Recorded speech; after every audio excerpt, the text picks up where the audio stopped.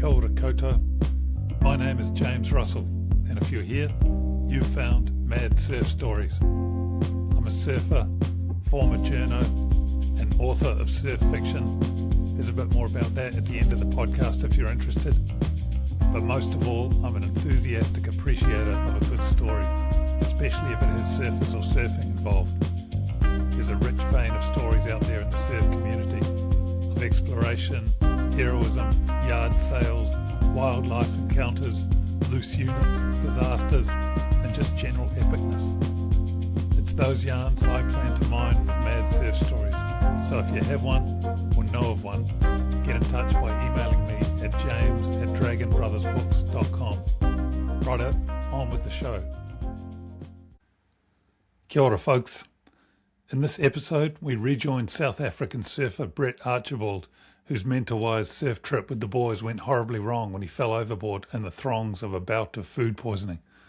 At this point in the story, he's exhausted, dehydrated, and he's delirious to the point where he thinks he can grab a shark and hang on while it swims him to safety. Keep listening to find out where it goes from here.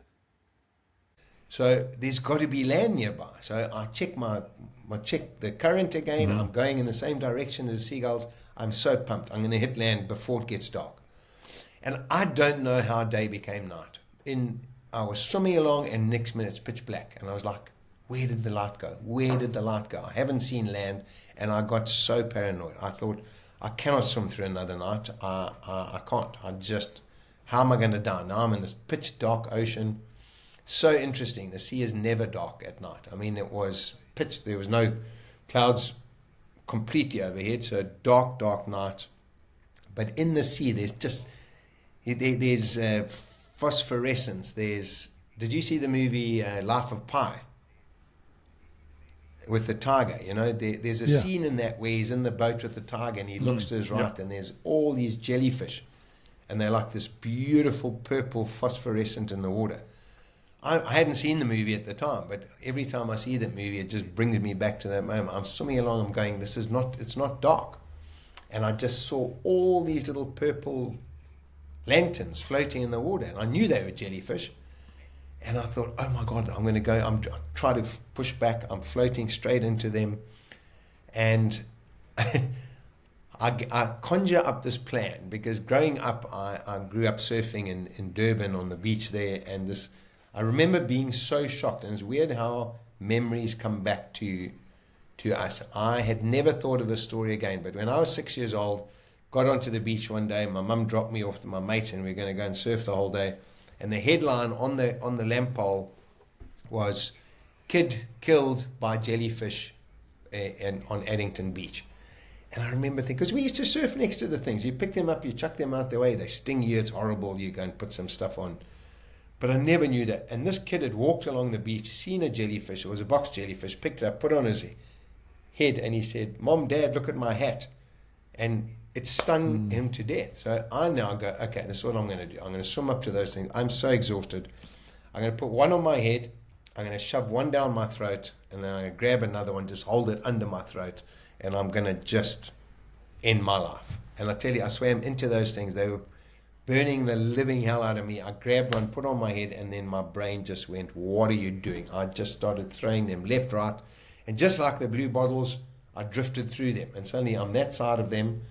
I'm screaming at these damn things, but I was so energized again. I felt like I could swim forever. I started swimming. I'll show you guys. You're not going to put me down. And I'm swimming along.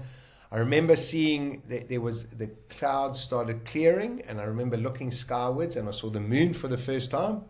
And I looked at the moon, and in my mind, my wife's Greek, in my mind I saw the Greek god kneeling, the Greek god of war, Apollo, kneeling, and I saw this in the moon. I remember lying on my back and saying, okay, come on, you've got to help me fight on this one. And then I looked to the right, I saw the Southern Cross, I saw Orion's belt, and I was a Boy Scout, and we had a funny little way of doing 2.5 times of the Southern Cross to get your direction. That's south, true south. I still work out, I'm still going west. I check my paper in the water, I'm going to hit land, come on. And then I have no idea how this happened, but I saw 3 stars, but they were on the water, and this is weird. Stars are not on the water. So I'm swimming and I'm looking at these 3 stars, and they were far away. And my brain suddenly went, it's got to be land. It's lights on land. And in my mind, I was now in the Mentawais Straits. It's an island. There's a light in the jungle there. It's a little village there, a little village over there. And I go, okay, I can swim there. And I remember swimming in the direction of the first one. Current took me past that, past the second one, past the third one. And suddenly the horizon was pitch black again. I was like, no, I've missed it. And in my mind, I'd been sucked out the Mentawais Straits, out into the Indian Ocean. Now, there's no more land. I've missed land. I'm not going to hit land. And I remember getting so dejected, and this crazy things happened. My brain says to me, Brett, form a company. And I said, what do you mean form a company? I'm having conversations to myself. I said, form a company. You're the CEO. I have no idea why I did this. My left nostril, oxygen, I named Hillary. Marketing. My right nostril, I named Emily. I didn't know any girls by this name. Sales and marketing, sales, and my mouth I named Bob. Now, weird thing. His job was production. What's his job? Oxygen, keep me going. So now, okay, right. Let's start talking. What does a successful company need to do? How's this for a crazy thing? I've never met a Hillary in my life. I've never met a Emily. I don't know any Bobs. Into a project, when my boat got there and they had to go and report me missing overboard, I have the original piece of paper out of the Port Authority's office where it was recorded. Our skipper didn't know my name. He only knew me as Mr. Brett. So I was registered as Brett Overboard, acronym BOB. All the guys on the radio, when they're on the radio, any sign of Bob? Bob, anybody seen Bob? I know I've got this Bob. So I'm having these intense conversations with Hillary, Emily, and Bob. And I say to marketing, I say, Hillary, what is a successful company? She says, boss, it's got to be pumped up, it's got to be active, it's got to be energized. We need music. You got to sing. You got to talk to us. You got to really give us motivational speeches. I say, guys, I can't motivate myself. No, you got to motivate us. Give us motivation. I say, sales. Emily, what do I need to do to make this company work? She said, boss, you have to. It's sales about numbers. We've got to just count. Keep counting. The more you're counting, you're taking your brain off the problem we're in here. Just count. I say to Bob, production. He said, I had voices for all 3 of these people. I'm not going to do the girls' voices. Bob was a big gruff voice. I said, Bob, what do we need? What is production? He says, boss, keep your head up, mouth open, production, lungs can work, legs can work. Keep your head up. Okay, Bob. Now I'm having this conversation. And then I remember my head was in the water now, and a cacophony of screaming at me by the girls. Only, look at the boss, sleeping on the job again. And I remember saying, girls, for fuck's sake, I can't do anymore. I can't. Lift your head up. And then Bob said, boss, I told you, lift your head up, oxygen. And I lifted my head up and I saw my boat. But it wasn't real. I knew it wasn't real. But each of my mates, the Nagalau was there, and they had a big deck on the back that you climbed through a little gate. You got on there and you jumped on from there onto the tinny or jumped straight into the ocean. And each of my friends stepped over onto that platform. I swam up and I went to grab their hand, and there was nothing there. And the psychologist said I'd conjured this stuff up in my brain because I kept nodding off, and the action of going to reach woke me up. And I was like, shit, there's no boat. And then I'd swim a bit more, and then it would happen again and again and again. But by the time it came to the 8th guy, I remember his name was Craig, I got there and he didn't put his hand out. And I looked at him, I said, you're actually not here to save me. You guys are here to say goodbye. It's a goodbye from all of you. And he just nodded his head. And I said, thanks, buddy. Cheers. And I let go, and I just went down. I just sank down in the water. And I put my arms across my chest like this, and I just started saying all my goodbyes. I said goodbye to my wife, my kids, my mum, my brothers, my sisters, my whole family, all my friends. And I was just going down. And interestingly now, my ears are getting sore. And I'm going, Brett, you're dying. Don't worry about your ears. Equalize. And my ears are getting sore and sore and sore. And I've just eventually... I felt like my head was going to explode. Obviously, it was because I hadn't equalized. But I just thought, fight, you idiot. Fight. And I remember swimming back to the surface and breaking the surface, splattering all this water, opening my eyes, and it was daytime. And I remember going, how did this happen? It was pitch dark just now. I was talking to the guys on the boat. It's daytime. And in front of me, I saw an island. And it was far away. I mean, by the time they rescued me, I got closer to it. But it was still 35 kilometers away. But in my mind, I could get there. And I started swimming towards it. And next minute, I couldn't, getting so tired. I took my paper out, chucked it, and I was going the wrong way against the current. I turned. There was another island there. I said, okay, it's further, but I can make that. And then I saw an Indonesian fishing boat. And I could hear the guy, James. I could hear them chatting in Bahasa. And I tried to shout. But my tongue was so swollen from all the salt water that I'd swallowed that I couldn't make a noise. Oh, my goodness. Nothing came out of my mouth. But they're fishing. So how far away would they have been? Not How close? 150, 200 meters. Not far.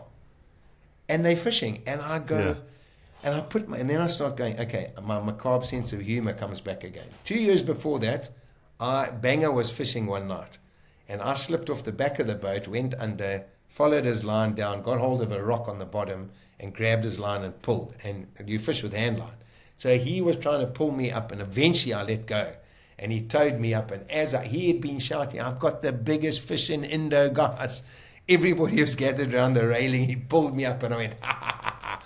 And he said, you bastard, that's so unfair. I thought I had such a big fish. So now I think, can you imagine? I'm going to swim up to this little boat. I'm going to go under, I'm going to grab one of their lines. I'm going to pull, and these guys are going to pull me up, and I'm going to come up going, ha, ha, ha. So I'm chuckling to myself. I'm swimming up to this boat, going, and I can see them running around on the boat. And as I'm getting to a point, I try and shout again. Just bubbles, and this boat, they're running around the boat, and then I hear like a tractor, a gunda starting up, bum, bum, bum, bum. They got these big motors in them, puff of black smoke, and they sail away.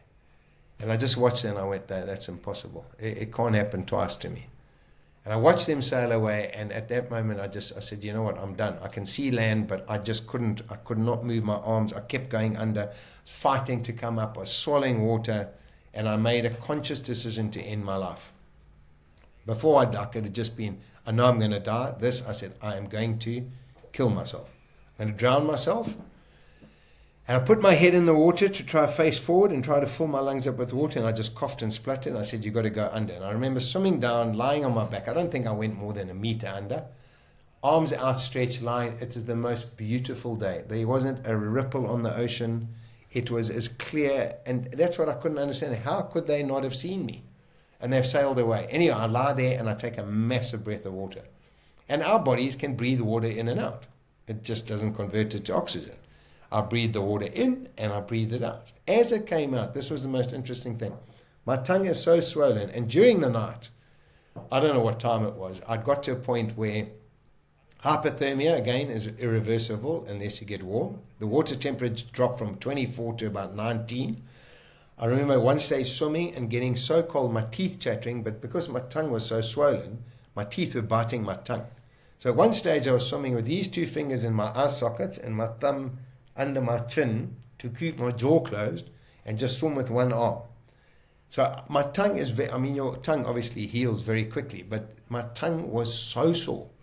I breathed the water in, it wasn't bad. Coming out, warmed up in my lungs, this water, and I go, God, that's sore. Breathe in again. I have to breathe, forget the pain, you're killing yourself. Breathe in again. The third time I did it, I literally felt like nuts and bolts were just exploding out of my brain. I went, what are you doing? The sea is as calm as it's like a mirror. There's two islands. There's land. You've seen one fishing boat. There are going to be hundreds of fishing boats. And I swam to the surface, coughing, spluttering, just vomiting up water. My lungs are full of water, vomiting.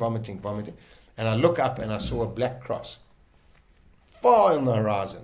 And I remember looking and saying, God, shove that where it fits best. I've had too many signs. What is that? Anyway, I just treaded water. I didn't tread water. I watched this thing come closer and closer, and it came closer and closer.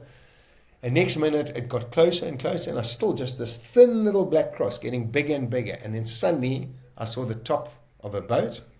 Then I saw the bow of a boat. I saw a guy on the front of the bow pointing left, right, going, boat following like this. I'm thinking, that is so strange. Why have they got a guy pointing and steering the boat like that, and the boat's just following. And they kept coming towards me. And then suddenly I saw the whole boat. It was the Nagalau, the Barrenjoey. I didn't know that at the time. This boat's coming straight at me.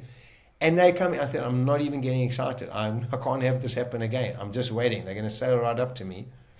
And then they turned away. They turned off to starboard, to the right. And I went, no, it can't happen again. They turned, I didn't know at the time, they turned 2 degrees to starboard. And I'll tell you why in a minute. And so I watched them turn, and then they started. So instead of coming, they were coming straight at me. Now they're going slightly off to the left of me. And I thought, okay, I went to the same school as Chad Leclos. He had just won the Winter Olympics, beaten Michael Phelps, his childhood hero. And I remember saying to him, Chad, help me swim like you swam in the Olympics. And I made a pact to put my head down and swim at that boat. So it's coming now over there. It's not straight at me anymore. It's coming off a little bit to my left. I'm going to I don't know why I chose 300. I said, I'm putting my head down and I'm swimming for the count of 300. I'm going to lift my head up, and one of two things will happen. That boat will be there and I'll be rescued, or I'll be so exhausted I'll just sink to the bottom. And I put my head down and I swam. I thought I was swimming like Chad Leclos. I thought I was a dolphin. I was going, mate. I was swimming. I got 299, 300, lift my head up, and that boat was right there. And I screamed. I said to them afterwards, did you hear me scream? They said, yeah, mate. We thought there was a wounded buffalo in the ocean. But I just saw this boat. It was going that way. I lifted my head, I screamed. The guy in the front looked right, and I was to his left. And I remember saying, look left, look left. And he looked, and then I just heard this roar off their boat, and 20 guys on that boat just jumped up. And there were two guys that Doris had put on the roof of the boat with binocs, and the one that turned to the left picked me up in the binocs, and he said, there he is. And the whole boat, and the boat turned and came straight at me. And they said I came out the water like a water polo goalie. And I remember that moment to this day so clearly. And then as I was slipping back into the water, putting my hands together like this and saying, thank you, God, thank you. And then as I went under, I just cramped. Every muscle in my body cramped. And the last thing I saw as I went under the water was this boat coming straight at me. They threw a red life buoy. It hit the water, and I couldn't even swim to it. I mean, it wasn't even 2 meters from me. Landed, and I just went down under. And the last thing I saw was this guy just sprinting and diving off there. And the boat was high. I mean, I don't know, 5 meters off the water. He just dived off the bow of their boat. And he was a lifeguard. I mean, his job, permanent job in Australia, was a lifeguard. And he saw me come out the water. He said to me afterwards, he said, I was so impressed at how far you came out the water, like a water polo goalie. And he said, I saw your whole body just go like this, rigid. And he said, I just saw you go down. I knew you'd cramped.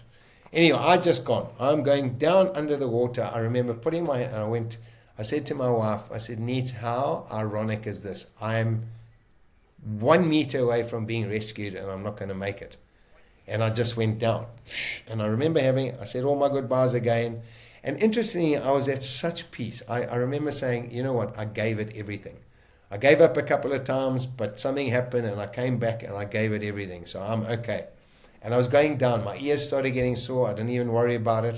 And I was going down, and suddenly my descent halted. This arm came underneath my arms, kind of across my chest. My descent halted, and next minute I felt I'm going back up again. And as my head broke the surface, I just heard in this voice behind me, we've got you, mate, we've got you. And it was this guy, Dave Carbon. He realized I was cramping, and if he hadn't done that, I wouldn't have made it. And he held me, and by that stage, everybody jumped overboard. Jeez. They put a 9-foot ladder, there was a 9-foot ladder down the side of the boat. They dropped the bosun's chair from the mast overboard to put me in and winch me up. James, I got to the side of that boat. I grabbed that ladder. I went up that ladder like a monkey on heat, man. I got to the top. I went, Aussie, Aussie, Aussie. I love you guys. I love you guys. I'm moving to Australia tomorrow. Where do you live? And they were just killing themselves. Like, okay, you're a machine. You're a machine. And it was so strange. Then Doris came out, and he came up to shake. There were 2 doctors on that boat. I mean, my mates and I, we're very honest with each other. I mean, if I'd gone on my boat, I would not be sitting here talking to you today. I mean, I just was so desperate for I know if I'd gone my boat, my mates would have given me a beer and I probably would have drunk it.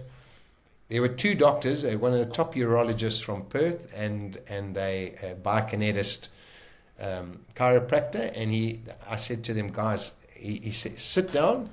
They put a towel over my head and he gave me a cup of warm water with salt in it. I said, I took a sip. I said, give me some Coke, give me some water. No thanks. He said, mate, if I give you anything else, your body's shutting down and you're not dying on my watch. And he gave me that for probably an hour. He transferred the salt water into fresh warm water, and then slowly over time, I was allowed to chew an apple but not swallow it. Just chew the juice, spit the apple out.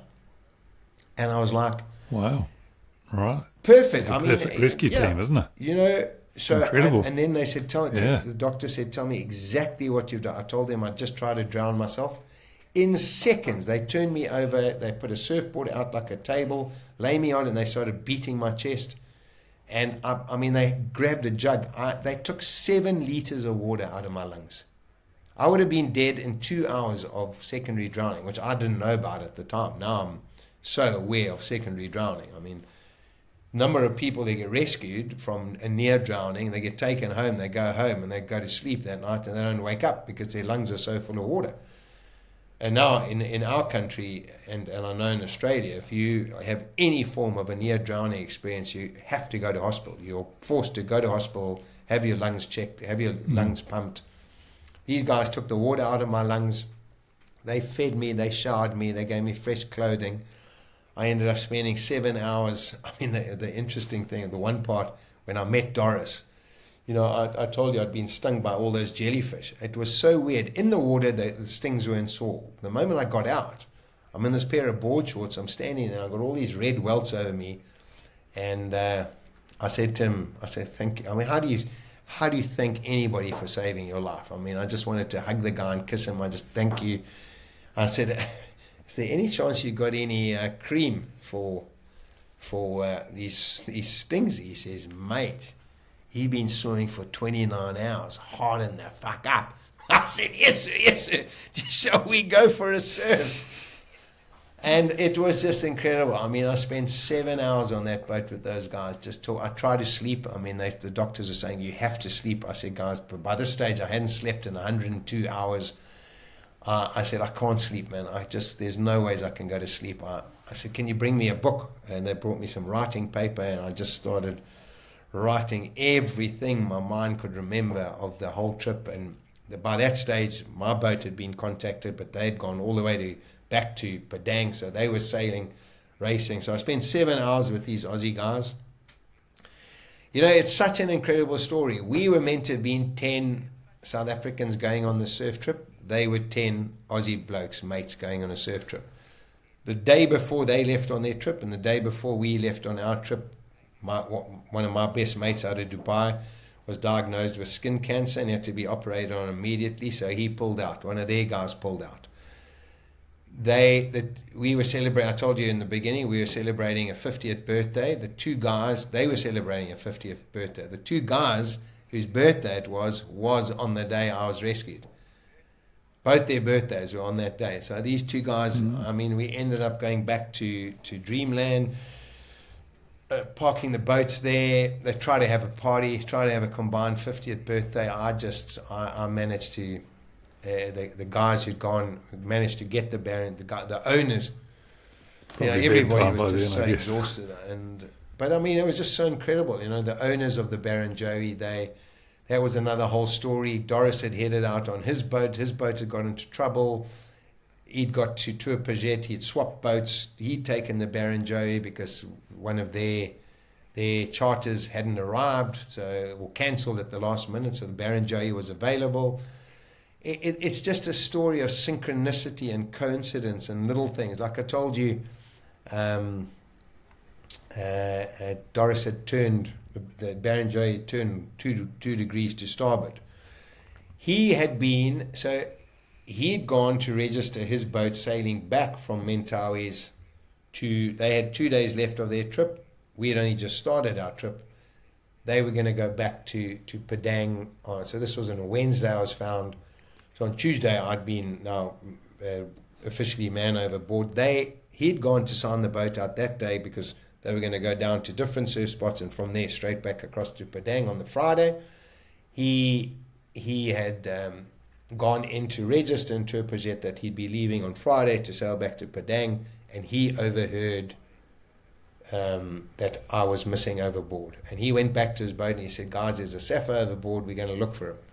And we talked about it. If we'd heard that, would we have gone to look for I'm a sea guy. I would have, half their guys said, come on, Doris. The guy's gone. He's been gone for longer than 15 hours. It's pointless going to look for him. And let's wait till his body washes up. He got in a boat. Those 2 doctors and that lifeguard went in the boat with him. They went out into that storm. He'd been in that part of the world for 40 years at that stage. He knew it like the back of his hand. They said he had to find, it was like he had to find me. He just had to find me. Anyway, long story short, that whole day they were out. Eventually the Port Authority called the boats back. He got back on the Barrenjoey, and his crew, when I was sitting talking to them, said he was like a man possessed. I should have found him. And they were moored in the leeward side of Turpajet. It's not a proper harbour. It's just you just moored on the leeward side of the island. And they'd all gone to bed, and they said he marched up and down all night saying, I should have found him. And he went for a pee in the front of the boat, and he looked down and he saw these coconuts, and they were floating along in the current, and they were going the wrong way. They weren't coming to shore. They were going across the front of, like I told you, the current had changed. He suddenly went, damn, the current's changed. So the next morning, they'd been called in because the storm was so bad. Now the storm's abated. They can set sail again. He sets sail. The guys on the radio, they say, Doris, where are you going? He says, I'm going south-southwest. And they said, no, but you got to go north. That's where he is. They said, no, mate, I'm going this way. The current's changed. And he said he'd given me till 7 a.m. in the morning. Wow. And 7 a.m. came. He said, it's either, he just said, I just honestly believed you'd be alive. But by 7 a.m., if we haven't found you, you're not going to last much longer than that. And 7 a.m. came down, and he just looked down, and his best mate had passed away, and his sister had passed away a year before that. And he said he just said to them, guys, help me find the Sapphire. And he said, his sister just said to him, turn 2 degrees to starboard. And he just did. He doesn't know why. He said, I just did. And how's this for the smallest chance on the planet? So he figured this out afterwards. He was sailing along on this course towards me, but the current was going so strong that way. So I was being sucked. If he'd stayed on that course that he was on, by the time he got to where I would have been 300, 400, 500 meters away. He would never have seen me. But by turning 2 degrees to starboard and following that course, by the time I left, I said, did you see me swimming? They said, yeah, mate, you were just going round and round in circles, splashing. I thought I was swimming like Chad Leclerc. Literally, the current just towed me there, and they sailed straight up to me. Bang. And that's how I was found. And here I am. It's ridiculous. That is ridiculous, isn't it? It's unbelievable. It's a chance in a billion. I've got a mate. He's one of these data arithmetic guys. He just loves probability theory, and he's sat there. He actually sat, and he quickly, when he heard on the morning, he was sitting in Cape Town, got a big trading office. He heard that I was overboard. He quickly Googled the Mentawais, the currents, the weather, wrote this whole probability thing, punched in his computer. What is the probability that he's alive? It came out like -1. He phoned all the mates then. He said, come on, boys, we're going for coffee, and we have a pact that if someone dies, we take you out of you've got to be deleted off the phone. Can't have dead people in your phone. They were sitting having breakfast, and he said, let's delete Archie out of our phone. And here I am, 13 years on, still telling the story, and they had to put me back in their phone. Put it back on. Yeah. Yeah, that's crazy. And tell me, what did the boys say when you caught up with them and you told them that you could see them 50 meters away? So my one mate, that's ridiculous. That's ridiculous. So this is what's so radical. So when they had got to Turpajet, they'd gone and reported me man overboard. They made the deal. Okay, we're going to try and trace our exact route back back to Padang and we'll find him somewhere on the route. My mate, Mark Ridgway, is a helicopter pilot, qualified. I mean, we only had, because the cell phones don't work there. There's no signal you can use technology. He had a genuine water map, and he'd plotted it. And that's how good his plotting at that stage was, to get me to the boat to that point. And he said he was on the bridge of the boat with the skipper. And he looked out the window and he said he swears he saw me. And he said to the skipper, let's do, when they'd stopped. And they were waiting for their piece of polystyrene. He said he looked out to the right and there was windswept and there was a storm and it was all horrible. But he said, I swore I saw you. And I said to the skipper, we've got to do a loop around. And the skipper said, no, we must go back. And to this day, he still says, I mean, he said, I saw you. And just no one believed that it was me. So they just kept going back. But, it was the craziest thing. I got onto my boat 7 or 8 hours later. I phoned my wife and said, I'm not coming home. I'm going to stay and finish the surf trip for the next 2 weeks. And I'm so happy I did. She was amazing. I mean, I phoned her with the satellite phone and I said, I'm staying. She said, I've got a helicopter on standby. You've got to come home. And I said to her, you know what? If I come home, I literally will end up in a loony bin. And that night, the Aussie boat and our boat were moored together. And I'd fallen asleep about 7:30. It was the first I was given a proper meal, a roast chicken and veggies and potato and salads and some fruit, and had a really good nosh, and passed out 7:30 that night. And I woke up at midnight, and I remember I just looked at my phone and I went, oh God, I haven't slept. I need to sleep. But my mind was just going, and I got up and our boat was like a morgue. The Aussie boat was like a morgue. And I got up and I went and sat. There's a little bench on the side of the bridge where I'd fallen overboard. And I was sitting there looking at this thing, I was like, how the hell did I fall over from here? I remember standing, holding that railing. Interesting, there was a life buoy 10 centimeters away from my right hand. I remember thinking before, while I was vomiting, just the deck's slippery, you're sick, just wrap your hand through that. And then I blacked out. And I remember sitting like, how did I black out? How did that happen? And I just started crying, and I was just, tears just running down. And this window behind me was open. This little arm came out, and it was a skipper, and he just put his arm around my shoulders. He didn't say a word. Next minute, I felt his tears on my back, and the two of us didn't say a word. We sat in the most companionable silence from 12:30 a.m. Suddenly it started getting light, and he still was just holding me. We didn't say a word, and I was just sitting there crying. Started getting light, and I turned to him and I said, Skipper, you've got to put me back in the ocean. And he said, no, Mr. Brett, I tie you to boat. You're not going in the ocean. I said, I have to. And thank God, two of my mates woke up, and they came upstairs. I said, guys, I've got to get in the water. And they said, you mad, mate? I said, I have to get in that water. Anyway, we got on a tinny. Skipper took us out to the wave, to the break, and I jumped out, threw my board overboard. I didn't even put my leash on. I just jumped overboard. And I remember just pulling my knees together and holding myself in a ball and just sinking down. And I tell you what, my brain was frying. It was just screaming, get out, get out, get out. And I remember thinking, if I let go and I swim out and get on that boat, I'll never go in the ocean again. And then I might as well be dead, because this is my happy place. And I just remember just calming down, and eventually I needed air. I swam up the top. My board was there, put my leash on, paddled, and I took on the biggest wave I've ever ridden in my life. I had no fear. And I just cranked it. Poof! And I came out of there and I did that. And it was just insane. We had the best surf trip twice, though. I was in the middle of a surf session, and I just caught a wave straight up the beach, took my leash off. I remember the one time running into the jungle and just holding on a palm tree and just banging my head on it until it was bleeding, and then licking the blood. And tasting and going, because my brain kept saying, you're not alive, but you're making all this up.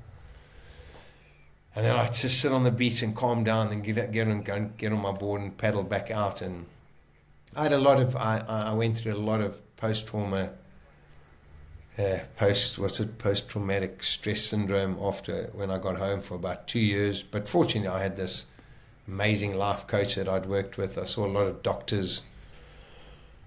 And yeah, it changed my life 180 degrees though. I mean, all this stuff, I'd been in a big corporate American company, Wyndham Hotels, working my whole life, and thought that what life was all about, and just power and money and big houses and fast cars. And I never, ever, ever thought about bank accounts after that. I mean, we all worry about money to a certain point, but I don't, just always there now, I don't have a lot of money, but there's always enough to put the kids through school, pay the bills, and it's just so low down on my priority list, And I also made a lot of pacts to myself that it's human nature is a really hard thing, because I promised myself I'd become the best dad in the world, and I'd be the best husband, and I'd be the best this and the best that.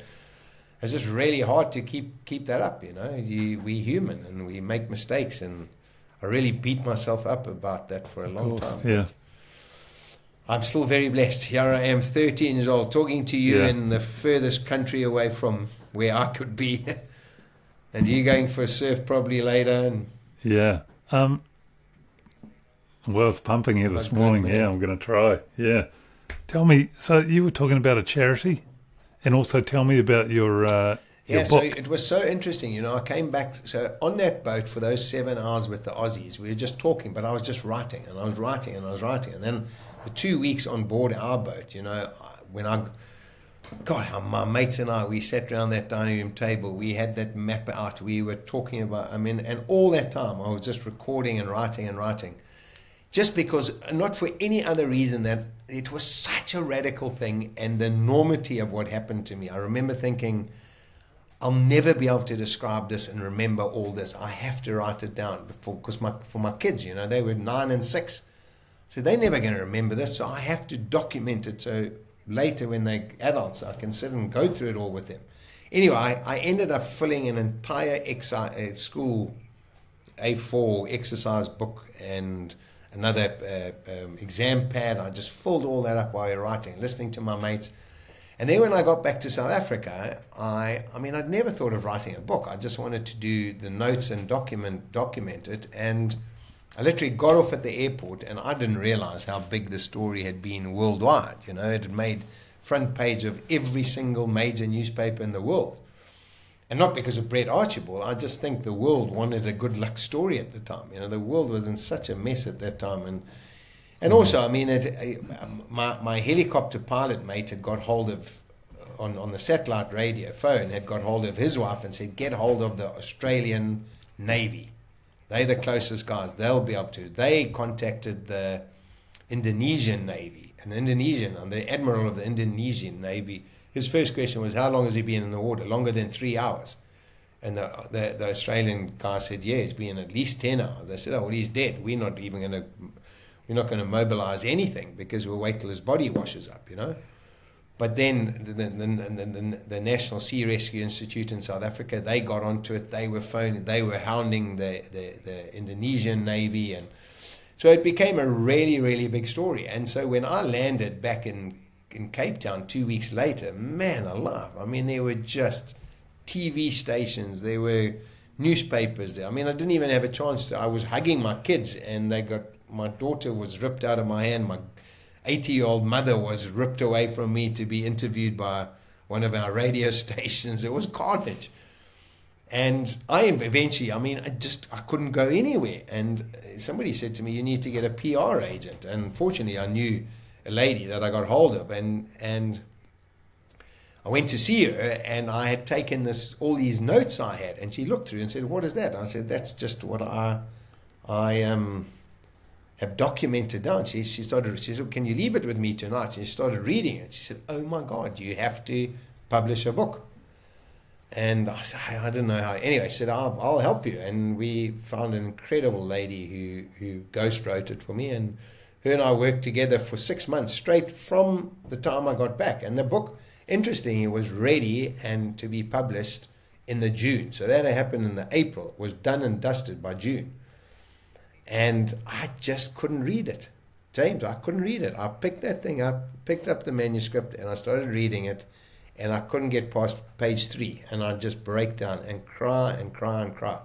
So I eventually just shoved it in my drawer, and 2.5 years later, that December, we had a holiday home here in Plettenberg Bay. We were living in Cape Town. I brought it up here and I started reading it. And I managed to read the whole thing, and I went, this is a really good book. And then I went back and we published, and it launched in the June, and that just, I mean, it was really weird because it launched in New Zealand, Australia and New Zealand before in South Africa. Because the guys who published it was a little company called Little Brown out of the UK, and they had a branch in Australia, and they wanted to test the market there first. And it was a blooming bestseller in Australia. And then where obviously, you know, there was that 60 Minutes program that was made, and that just went viral across Australia and then into America and then the UK. And yeah, I had a really incredible year in 2016. I was flown all over the world launching this book and doing talks. And so I formed a charity. I've been very involved in a charity in South Africa called Crystal House, which was my former employee. She sold the company for $2 billion. And the amazing thing about her was that in every country that she had an office, which was just about every country in the world, where she saw abject poverty, and the two biggest countries were South Africa and India, where we had offices, she built a school. And we take children out of the townships. The criteria to become part of Crystal House is you can't have running water, you can't have electricity in your home. It's shanty town living. And we take kids out of there and we feed them, clothe them, educate them right from grade 0 to finishing school. Then we put you through a tertiary education, be it a trade or a university or technical degree.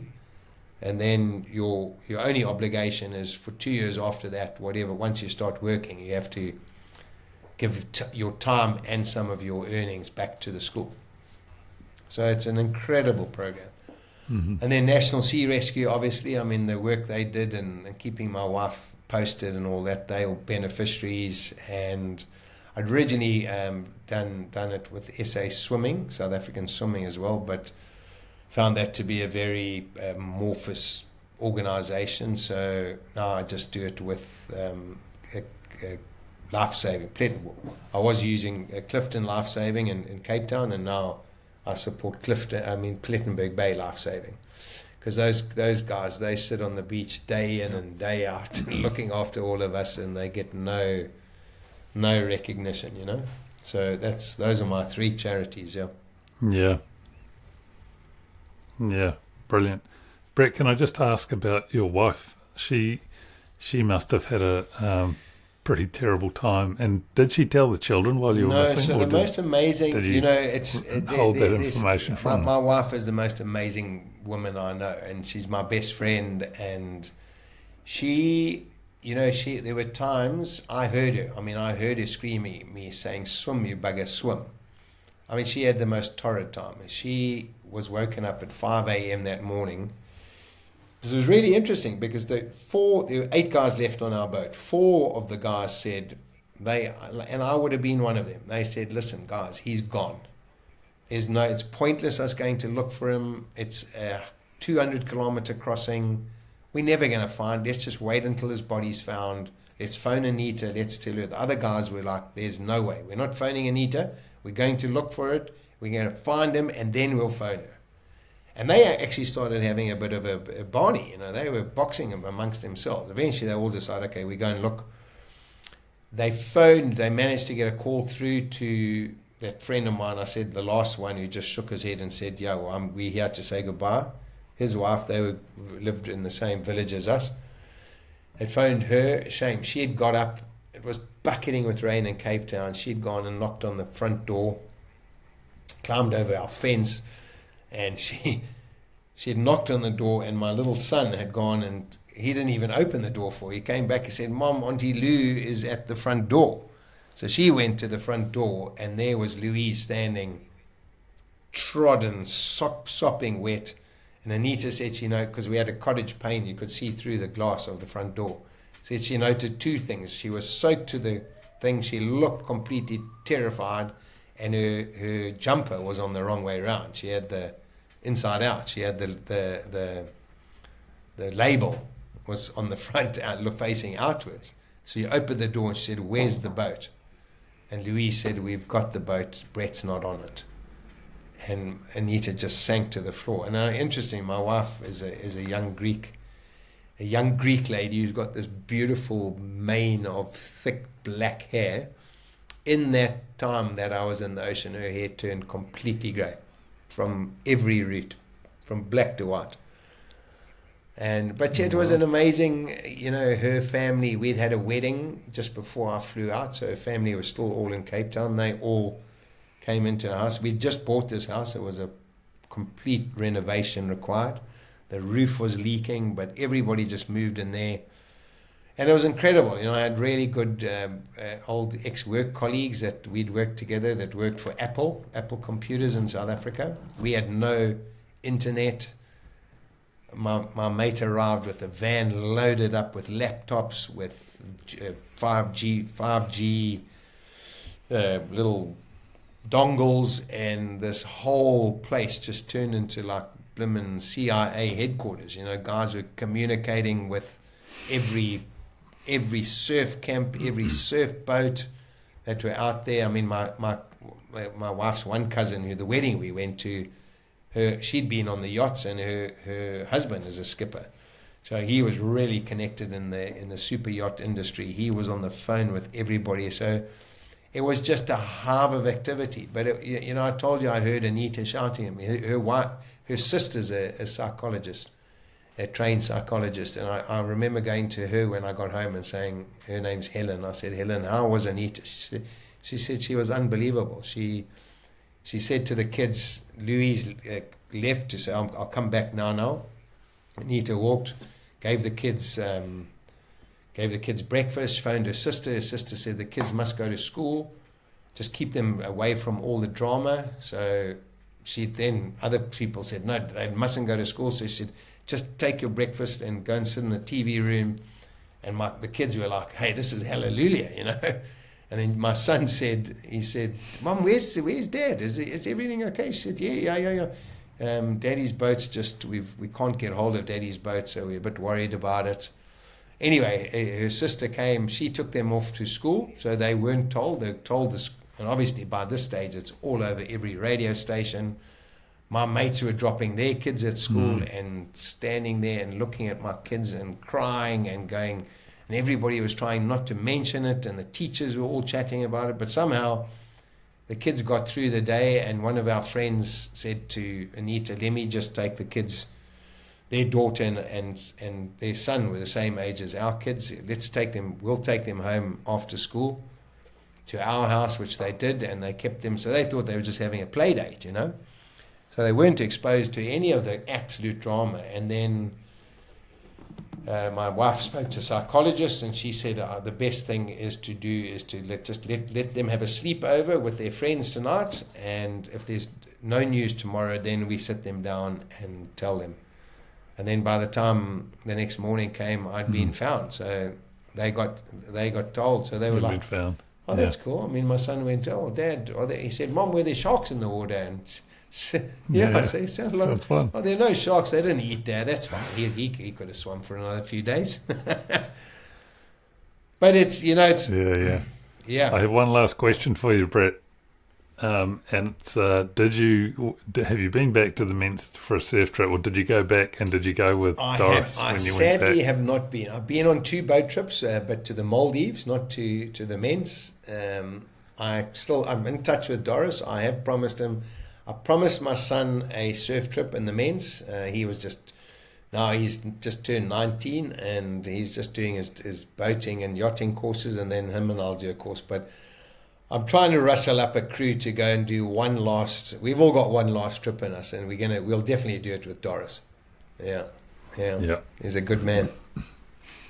Excellent.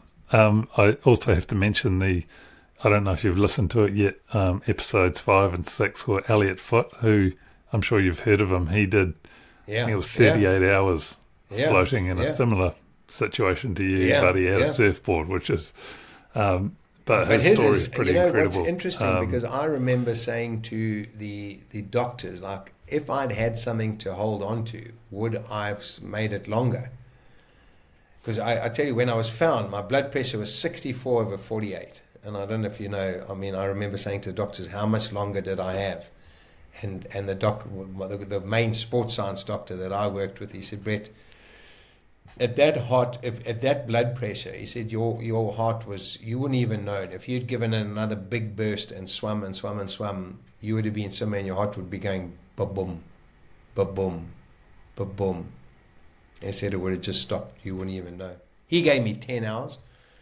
And he said, interestingly, where often what happens with guys, when they've got something to hold on to, they fall asleep. You know, because you're not fighting, you're just holding on. And then you fall asleep, and then you just slip off and you're gone.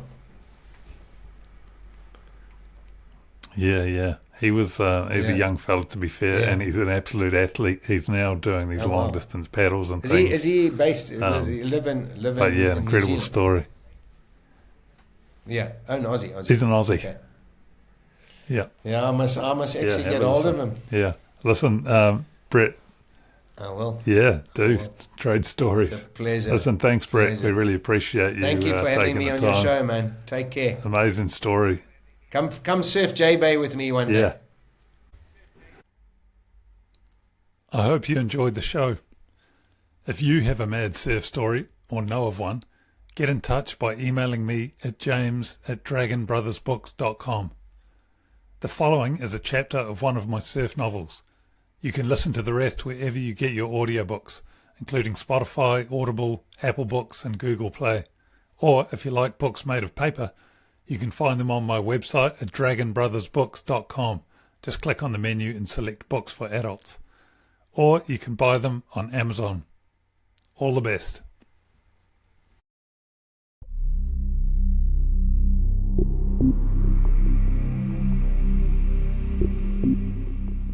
Lines, written and narrated by James Russell.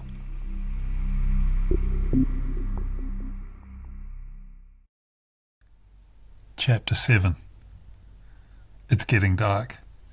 I've been out for over 4 hours now, and my shoulders are spent, leaden. The chill has travelled deep inside my body. My neck aches. When Bren and I paddled out to the peak, it was 2 foot, the faces chopped up to shit by a howling offshore. We were barely able to ride them. Now it's 6 foot and perfectly glassy. We watched in disbelief as the wind dropped and the waves grew, each set bigger than the last. I've never seen anything like it. It was as though someone was twiddling dials, changing the settings. Anto and Mikey came out an hour ago, fresh from work, hooting and frothing. Anto has his broken finger heavily strapped, and he holds it up to show me. Bren and I laugh at them scratching for every wave that forms on the reef. Some of the local crew get shitty at Anto, but he only mocks them. There's something about the look in Anto's eye and his North Dublin accent that gives people pause before tangling with him. They start to head in, sated by the abundance, and then suddenly it's just the 4 of us, trading the final waves of the day. We split the peak. Bren and Mikey surf the right, with Bren gouging great chunks of water out of the tops, while Mikey sinuously snakes along the faces and floats long sections with the finesse of a ballet dancer. Anto and I catch the longer lefts. There are too many waves for just the 2 of us, and Anto groans at each one that goes by unridden. He takes off ever deeper, folding his angular body into the tubes, sometimes making it, other times eating shit. He goes over the falls on a couple of bombs that light him up pretty badly, but as usual he shakes it off, paddles out again, and is ready for more. There's a long lull just as the light goes. The 4 of us bob around out the back waiting to catch one in, not speaking. Anto's further out than me, and he turns to say something, but instead he looks past me and his mouth drops open, and he points up to the sky. To the east, the moon has risen over the town, and it looks like a giant pearl, huge and shimmering. Anto howls at it like a wolf, and Bren and Mikey join him. They yap and howl and laugh, and I'm infected, and I start to howl too. This'll do me, I think to myself. It's almost midnight by the time we get to the nightclub. Anto's on fire. He raged through the town's pubs, and when he's like this, we just follow him to see what's going to happen next.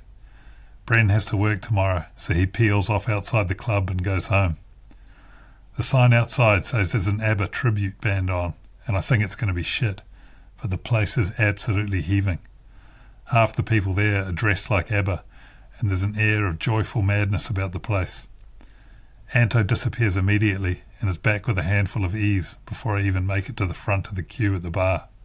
Down the hatch, he says, and he swallows one before holding another out to me. He's completely oblivious to the people around us in the queue. They might as well not be there. Your turn, he says. He grins and presses the pill into my hand. Fuck, Anto, I reply and shove it into my pocket. Can we perhaps wait until we find a dark corner? I buy Anto and Mikey a beer, but by the time I get back to them, only Mikey's waiting for me. He points at the dance floor, and there's Anto jerking around like a maniac, talking to everyone all at once. I grin at Mikey, and we clink bottles. I fish out the E from my pocket and snap it in two. I swallow half and offer Mikey the rest, but he shakes his head and says he's good. Fuck it, I think, and eat the other half. It's bitter, metallic. Mikey and I watch the band, and they're amazing. They're better at being ABBA than ABBA ever was. They suck people onto the dance floor, powerless to resist. Mikey! A pretty blonde girl has emerged from the crowd and throws her arms around Mikey's neck and kisses him on the cheek. She's flushed and fizzing with excitement. She's wearing a sequined mini dress with white boots that come up to her knees. They're covered in jewels. On her head, she wears a carnival headdress with peacock feathers rising up out of it a metre in the air. Mikey smiles at her. The dancing queen, he says. How's it going? Fucking amazing, she says. They're so good. They are, agrees Mikey. He turns to me. Sam, this is Sinead, my sister. Sinead, this is Sam. He's from Australia. Sinead turns to me and takes my hand. Her eyes glitter in the lights. She smiles, and I'm immediately drawn in, spellbound. Hello, Sam from Australia, she says. I love your costume, I say. She looks at me, her face suddenly serious. What costume? She grins at me, waiting for an answer. But I take too long, and she skips away, heading for the dance floor. But then she turns and looks back at Mikey and me. She has to shout over the music. Are you coming? The E hits me half an hour later, and for about 15 minutes I'm completely mashed. But it doesn't matter, because we're on the dance floor and I sway about with my eyes closed. The tribute band is finished, and a DJ is playing house music that makes my chest pulse with the speakers. The bass is deep and primal, the treble fragile, crystalline. I'm enveloped by it. When I put my hands at it, it feels like I'm actually touching the music. Then the E backs off and settles into a warm buzz, and I'm back in the room, and I open my eyes and see Sinead dancing with her friends, but looking over at me. She smiles. She comes over. Hello, you, she says, and I smile back. We dance without speaking, and the music is good, loud and driving and insistent. She's a great dancer, physical and fluent. I tell her she dances like Mikey surfs and immediately feel like an idiot for saying it, but she just laughs at me. Later, when the music stops and the lights come on, we stand by the bar finishing our drinks. The bouncers haven't yet started their sweep, and no one wants to leave. Sinead's friends are lovely, warm and entertaining. They're funny as fuck, and the banter goes back and forth like a tennis match. Anto arrives back from somewhere, high as a kite, and he's immediately in the centre of it. I'm talking to Mikey and Anto and Sinead when a guy comes up behind her and covers her eyes with his hands. He's tall and muscular. There's a harp tattooed on his forearm. Guess who, he says. Sinead squeals and turns and wraps him in a hug. Oh shit, hello stranger, she says. When did you get back? 2 days ago, he replies. I've been posted back here now. I'm staying. I start on Monday. That's great news, she says. Dublin not your cup of tea then? The criminals here steal sheep if you're lucky. They're fucking mental over there. I've decided I like the quiet life. Sinead introduces me. His name is Finbar, and they were best friends right through high school. Now he's a cop, a Garda. They get to reminiscing about their high school days, and I turn to Anto, but he's gone.